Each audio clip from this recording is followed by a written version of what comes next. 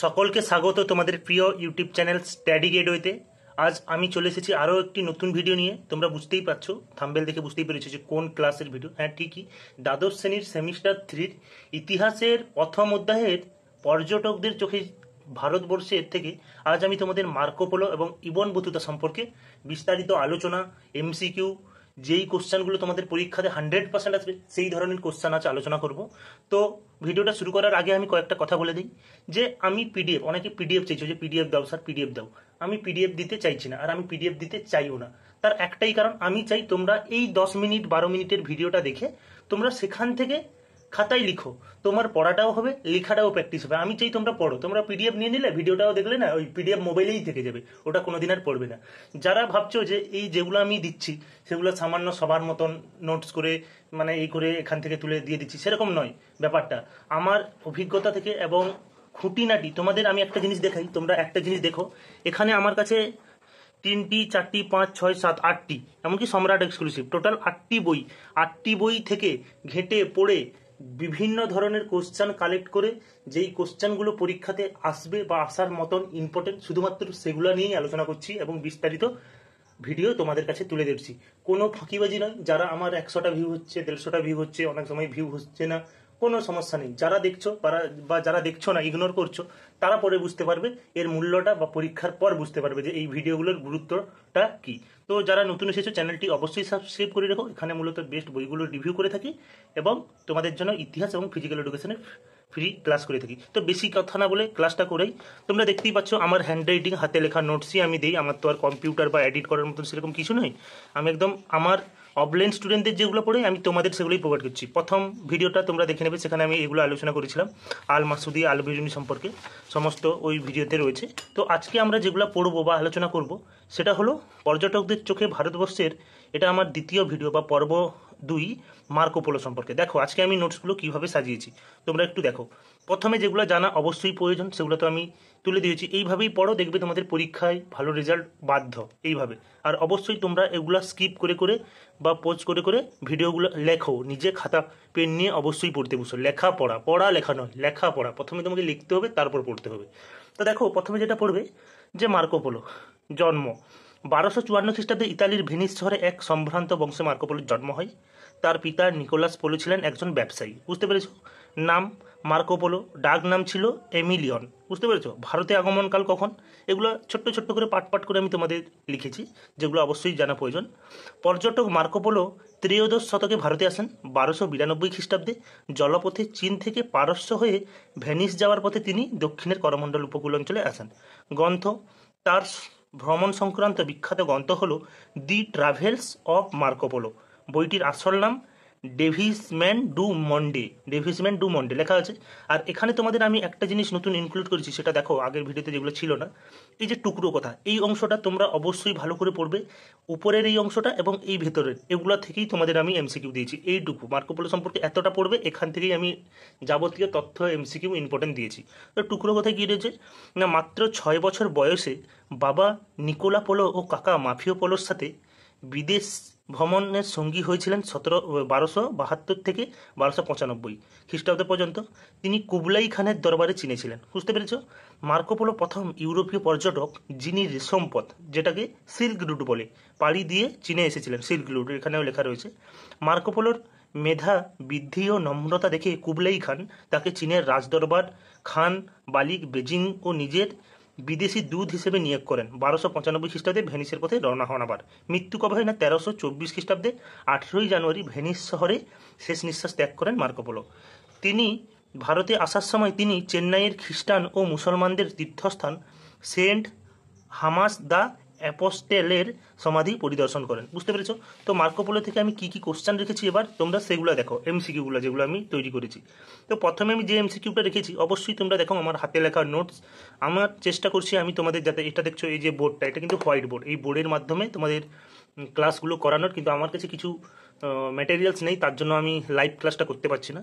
তো দেখো, Marco polo কোন দেশের পর্যটক ছিলেন? ইতালি। মার্কো পোলো কোথায় জন্মগ্রহণ করেছিলেন? উত্তর দেখো, ভেনিস। কত সালে ভেনিস থেকে তার যাত্রা শুরু করেন মার্কো পোলো? উত্তর হবে 1271 খ্রিস্টাব্দে। অপশান অনেকগুলো, 4টি করে অপশান রয়েছে। তো মার্কো পোলো কোন পথ দিয়ে চীনে এসেছিলেন? সেটা কি হবে? Marine route, Afghan gold route, silk route, black route. উত্তর হবে সিল্ক রুট বা রেশম রুট। মার্কো পোলো চীনের কোন বিখ্যাত শাসকের দরবারে গিয়েছিলেন?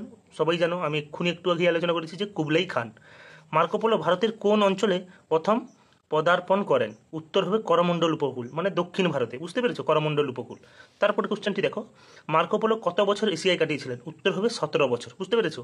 মার্কো পোলো কবে চীনে পৌঁছান?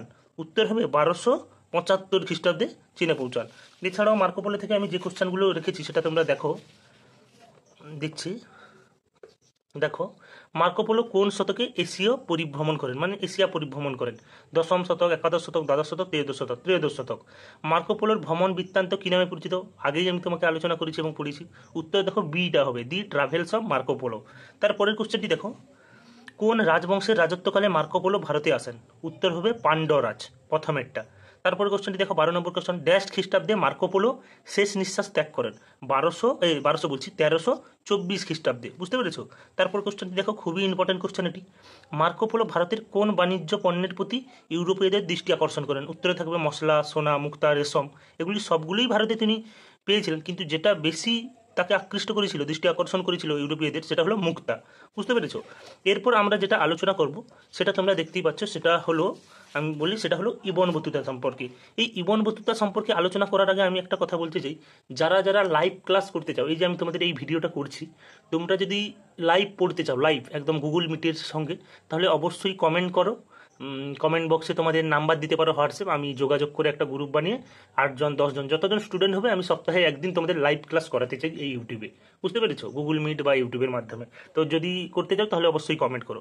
তো দেখো, ইবন বতুতা জন্ম 1304 খ্রিস্টাব্দে আফ্রিকার মরক্কো তানজিরের শহরে জন্মগ্রহণ করেন। মরক্কোটা কোথায় বুঝতে পেরেছো? একদম ইউরোপ আফ্রিকার একদম বর্ডারের কাছাকাছি, মানে নেদারল্যান্ডসের কাছাকাছি। নেদারল্যান্ডসটা ইউরোপের মধ্যে পড়ে, আর আফ্রিকা মরক্কোটা ঠিক সেই কাছাকাছি পড়ে একদম। তারপর নাম, ইবন বতুতার নাম আবু আবদুল্লাহ মোহাম্মদ ইবন বতুতা। তার পারিবারিক নাম বতুতা। ভারতে তিনি মৌলানা বদরউদ্দিন নামে পরিচিত ছিল। তোমাদের এইরকম ডিটেলস একটু পড়ে দেওয়ার কারণটা হলো, তোমরা অবশ্যই এগুলো থেকেই, আমি এমসিকিউ এই জায়গাগুলো থেকেই তৈরি করছি, আমি যা লিখেছি প্রথম সেখান থেকেই। ভারতের আগমনকাল খ্রিস্টীয় 14দশ শতক। গ্রন্থ কিতাব উল রেহলা, খুবই ইম্পর্টেন্ট বা পরিচিত গ্রন্থ। এই গ্রন্থে তিনি ভারতবর্ষের দুটি সম্প্রদায় ছিলেন বলেছেন, বিজয়ী মুসলমান ও বিজিত হিন্দু। তিনি মুসলিমদের শাসনাধীন অশ্রিত হিন্দুদের জিম্মি বলেছেন। টুকরো কথা, এই টুকরো কথা অংশটা আমার ভিডিওতে নতুন ইনক্লুড হয়েছে, এগুলো তোমরা কোথাও পাবেই না। অন্যান্য যারা পড়ায়, অবশ্যই সবাই ভালো পড়ে, তোমাদের যেখানে ভালো মনে হয় অবশ্যই পড়ো। কিন্তু আমি বলছি, আমার এই ক্লাসগুলো করে তোমরা পরীক্ষাতে হতাশ হবে না, এটা আমি 100% গ্যারেন্টি করে বলছি। হয়তো আমি ডিজিটালভাবে পড়াতে পারছি না, আমার সেভাবে মেটেরিয়াল বা ইনস্ট্রুমেন্ট নেই, তো আমি চেষ্টা করব তোমাদের ভালোভাবে পড়ানোর, আপডেট করার, ভিডিওগুলো অন্যভাবে দেখানোর। কিন্তু আমার এগুলো হাতে লেখা নোট, তোমাদের অবশ্যই আশা করি ভালো লাগবে। তো দেখো, ভালো লাগলে অবশ্যই বন্ধুদের শেয়ার করো। টুকরো কথায় যেখানে আমি লিখেছি, দিল্লির সুলতানি শাসনের সময়কালে মধ্যযুগে যে সকল বিদেশি পর্যটক ভারতে এসেছিলেন, তাদের মধ্যে অন্যতম ছিলেন ইবন বতুতা। ইবন বতুতা বিশ্বাস করতেন যে দেশ ভ্রমণের মাধ্যমে যে শিক্ষা বা অভিজ্ঞতা অর্জন করা যায়, পাঠ্যপুস্তক বা বই পড়ে তা সম্ভব নয়। তাই বিদেশ বা দেশ ভ্রমণের তীব্র আকাঙ্ক্ষায় মাত্র 21 বছর বয়সে 1325 খ্রিস্টাব্দে দেশ বা বিদেশ দর্শনের উদ্দেশ্যে বাড়ি ছেড়ে বেরিয়ে পড়েন। আফ্রিকা ও এশিয়ার বিভিন্ন অঞ্চল ভ্রমণের পর 1333 খ্রিস্টাব্দে স্থলপথে কাবুল, মুলতান, পাঞ্জাব হয়ে দিল্লি পৌঁছান। বুঝতে পেরেছ? দিল্লির তৎকালীন সুলতান মোহাম্মদ বিন তুগলক তাকে দিল্লির বিচারক হিসেবে নিযুক্ত করেন। 1342 খ্রিস্টাব্দে তাকে মোগল শাসকের কাছে সুলতানের দূত হিসেবে চীনে যান তিনি, মানে পাঠানো হয়, কিন্তু 1347-এর আগে চীনে পৌঁছতে পারেনি। এখানে তোমাদের একটা কথা বলি, 1342 খ্রিস্টাব্দে তাকে যে মঙ্গল শাসকের কাছে মানে চীনে পাঠানো হয়, কিন্তু সেই 7 বছর তিনি চীনে, মানে 47, মানে 7 বছরের আগে তিনি পৌঁছাতে পারেনি। 42-43 চলে পৌঁছেছিল 47। সেই 7 বছর তিনি যে যে জায়গাগুলো ভ্রমণ করেছিল, এখানে সেগুলো লেখা নেই, সেগুলো তোমরা টেক্সট থেকে অবশ্যই পড়ে নিও। বুঝতে পেরেছো? মানে চীনে যাওয়ার আগের অংশগুলো আমি এখানে লিখতে পারিনি, সেগুলো তোমরা টেক্সট বই থেকে পড়ে নিও। তো তারপর দেখো, উলুক বা দাওয়া কি? ঘোড়ার পিঠে চেপে চিঠিপত্র দ্রুত নিয়ে যাওয়ার ব্যবস্থাকে উলুক বলা হয়। দাওয়া পায়ে হেঁটে এক জায়গা থেকে আরেক জায়গায় চিঠি পৌঁছানোর ব্যবস্থাকে দাওয়া বলা হয়। এটা মোহাম্মদ বিন তুগলকের রাজত্বকালে পরিচালিত ছিল, সেটা তিনি তার গ্রন্থে উল্লেখ করেছেন। এখান থেকে আমি যে কোশ্চেনগুলো রেখেছি তোমরা দেখো, সেগুলো হলো, ইবন বতুতা কোন দেশের পর্যটক ছিলেন? বুঝতে পেরেছো? প্রথমেই কোশ্চেনটা দেখো, ইবন বতুতা পর্যটক ছিলেন আফ্রিকা বা মরক্কো। মরক্কো হলো দেশ যেটা আফ্রিকা মহাদেশের মধ্যে অবস্থিত। তারপরের কোশ্চেন দেখো, কিতাব উল রেহলা বইটি লিখেছেন কে? উত্তর হবে ইবন বতুতা। তারপরে আমি তোমাদের এমসিকিউ ভাবে করিনি, অনলাইন ভাবে করে দিচ্ছি, সময়টা যাতে তোমাদের খুব বেঁচে যায় আমার এবং তোমাদের। আর এইভাবেই তোমরা পড়ার চেষ্টা করো, অনলাইনের কোশ্চেন বেশি পড়ো। এমসিকিউ কোশ্চেন পড়লে খুবই অসুবিধা হয়, অনেক সময় ভুল থাকে। আবার ওগুলা তোমাদের পরীক্ষায় প্র্যাকটিসের জন্য ঠিক আছে, কিন্তু পড়বে যখন তোমরা যখন পড়াশোনা করবে তখন কিন্তু অনলাইনার ভাবে পড়বে। এরপরের ভিডিওগুলোতে আমি বেশি করে অনলাইনার দেওয়ার চেষ্টা করব। তো দেখো, বিশ্বের ইতিহাসে এখানে দেখো, বিশ্বের ইতিহাসে সর্বাধিক ভ্রমণকারী পর্যটক হলেন ইবন বতুতা। বুঝতে পেরেছো? কোন সুলতানের রাজত্বকালে বতুতা ভারতে আসেন? মোহাম্মদ বিন তুগলক। ইবন বতুতা কোন শতকে ভারতে পরিভ্রমণ করেন? চতুর্দশ শতক। বুঝতে পেরেছো? আর ত্রয়োদশ শতকে কি? Marco polo.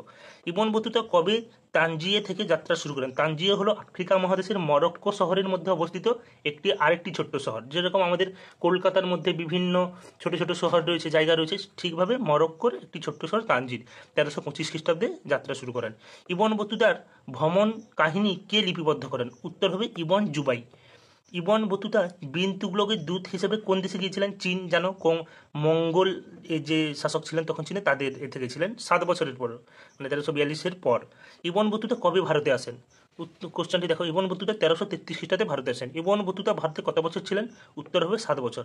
পরের কোশ্চেনগুলো দেখো, খুবই ইম্পর্টেন্ট। ইবন বতুতা ভারতে কোন ফলকে মানুষের মাথার অনুরূপ বলেছেন? উত্তর হবে নারকেল। ইবন বতুতার মতে কোন ডাক ব্যবস্থায় প্রতি 4 মাইল অন্তর ঘোড়া রাখা থাকতো? আগেই আলোচনা করলাম, সেটা হবে উলাগ। আর দাওয়া হলো পায়ে হেঁটে যেটা। ইবন বতুতার মতে দিল্লির নগর প্রাচীরের সর্ববৃহৎ প্রবেশদ্বারটির নাম কি ছিল? বদায়ুন দরওয়াজা। বুঝতে পেরেছো? এই গেল ইবন বতুতা থেকে 13টি কোশ্চেন। তো আজকে আমরা কি কি আলোচনা করলাম? আজকে আমরা পড়লাম মার্কো পোলো। মার্কো পোলো থেকে বিভিন্ন এমসিকিউ পড়লাম আমরা, ইম্পর্টেন্ট এমসিকিউ এবং অনলাইনের হিসেবে। এগুলো অবশ্যই তোমরা প্রথমের এই যে অংশগুলো উপরের যেগুলো আমি বলছি, তার জন্ম সম্পর্কে, তারপর এই যে টুকরো কথা সম্পর্কে, এগুলো অবশ্যই তোমরা লেখো, পড়ো, ভালো করে লিখে রাখো খাতায়। এগুলো তোমাদের অবশ্যই কাজে লাগবে। তারপর এমসিকিউগুলো নোটস করে লিখে রাখো। তো যারা ভিডিওটা দেখলে ভালো লাগলে অবশ্যই কমেন্ট করো আর কোন টপিকের তোমরা ভিডিও চাইছো। আর যারা লাইভ পড়তে চাইছো তারা অবশ্যই কমেন্ট করো এবং বন্ধুদের অবশ্যই শেয়ার করো। তোমাদের আমার হেল্প প্রয়োজন, আমারও হেল্প। আমার আর 1 মাস বাকি মনিটাইজেশন হতে চ্যানেলটা। তো যদি তোমরা বেশি করে ভিডিওগুলো দেখো তাহলে মনিটাইজেশন হয়ে যাবে, এটা তোমাদের জানিয়ে রাখি। আর বেশি বাকি নয়, আর 600 ঘন্টা বাকি আছে। তো সকলে ভালো থেকো। খুবই গরম পড়েছে, এই সময়টাকে তোমরা কাজে লাগাও। যেহেতু স্কুল ছুটি আছে, অনলাইন ক্লাসের উপর গুরুত্ব দাও। যাদের বিভিন্ন সাবজেক্টের টিউশন নেই তারা অনলাইন ক্লাস পড়ো, সময়টাও বাঁচে। আর অনলাইন ক্লাস আমার মতে ভালো, খুবই ভালো। এটা সময় অপচয় না। তোমরা যদি ভিডিওতে ফেসবুক, ইনস্টাগ্রাম বা ভিডিও গেম খেলো, সেগুলো একটা আলাদা বিষয়, সেগুলো সময় অপচয় বলে। কিন্তু কোনো স্টাডি সংক্রান্ত ভিডিও দেখছো বা সেটা লিখছো, সেটাকে সময় অপচয় বলে না। অনলাইন ক্লাস বা অনলাইন মাধ্যম এখন পুরো ওয়ার্ল্ডে, মানে পুরো বিশ্বে এখন আলোচিত বিষয়। বিশেষ করে ভারতে তো আমাদের বড় বড় ইউপিএসসি পরীক্ষা বলো, ফিজিক্সওয়ালা আমাদের আছে, এখন সবই তো অনলাইন সিস্টেম। তো আমাদের ছোট মনে করার কিছু নেই। হয়তো আস্তে আস্তে তোমাদের জন্য, তোমরা যদি ঠিকঠাকভাবে আমাকে সেভাবে সহযোগিতা দাও, তাহলে এর থেকেও ভালো আপডেট ভিডিও আমি তোমাদের নিয়ে আসবো। খাতা পেন নয়, এরপর হয়তো আমি তোমাদের কম্পিউটারের সাহায্যে দেখাতে পারবো, যেগুলো আমার পরবর্তীকালে আসতে পারে যদি তোমাদের সাহায্যে। সকলে ভালো থেকো, সুস্থ থেকো, বাই।